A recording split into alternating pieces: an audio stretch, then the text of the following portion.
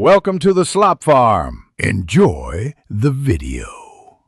You begin by prepping apples and the bottom crust. That's where success starts. Once you have 6 cups sliced apples, toss them with 0.25 cup sugar per cup, 2 tablespoons flour, 1 teaspoon cinnamon, and a touch of nutmeg so the filling thickens and flavors concentrate. Add 1 tablespoon lemon juice to brighten the fruit. Press the rolled crust into a 9-inch pan, trim the edge. Then pile the seasoned apples into the shell and brush the rim with cold water to seal. You now secure the top crust and control moisture. Once the filling is in, lay the second crust or weave a lattice. Cut vents at roughly 0.5-inch spacing so steam escapes evenly and the filling doesn't boil over. Crimp the edges tightly to lock juices inside, then brush with egg wash for color and sprinkle 1 tablespoon sugar for caramelized crunch. Make sure to chill the assembled pie for 15 to 20 minutes before baking.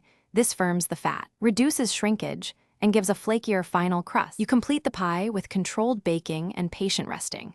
Start at 425 degrees for 20 minutes to set crust, then lower oven to 375 degrees and bake another 35 to 40 minutes until the filling actively bubbles through vents.